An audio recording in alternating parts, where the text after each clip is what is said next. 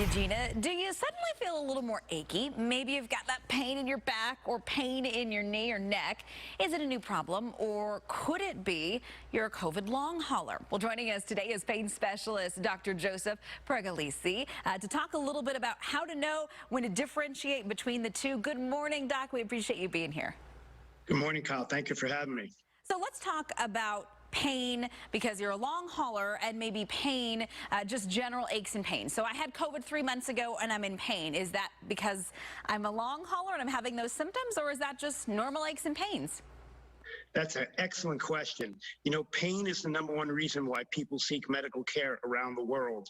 The pandemic has not helped with this, because what we find is that when your body gets a inflammation from a virus, it's going to fight that virus, and that can result in inflammation to your muscles and your joints. We call this myositis or myalgia. And there are 4 different things too that can make this worse under the time of the pandemic, and that includes stress, dehydration, not getting proper nutrition, and the lack of sleep.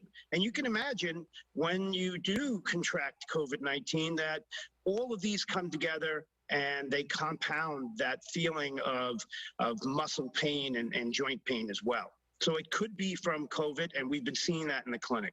Interesting stuff. So before you see a doctor, what are some things that you can do at home to try to alleviate some of the pain? Outstanding question, and it's important that we try to take care of ourselves. The first is to do pain-relieving exercises.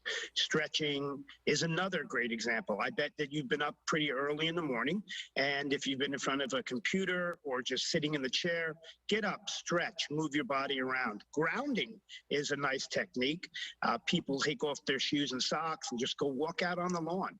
Another opportunity is to use topical pain relievers.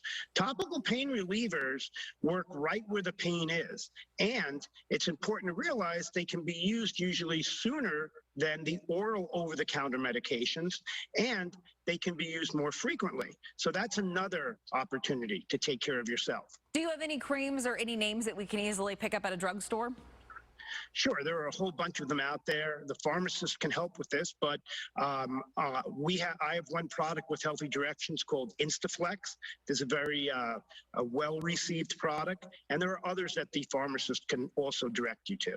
Okay, we appreciate your time this morning. Last question before we go. What is your advice to people suffering in pain? I mean, what's the #1 thing they can do? Is it to go get the creams, or is it to go see a doctor? Because we know a lot of people, unfortunately, they live in pain every single day.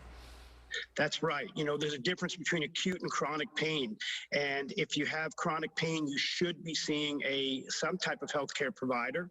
I also, though, suggest that people understand that there are red flags and yellow flags. If you have very bad pain, a stiff neck, trouble breathing, swelling or redness near the area of your pain, this is when you should see a doctor.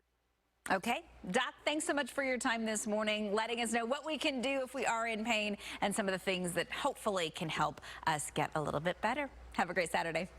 Thank you. You too. Well, great.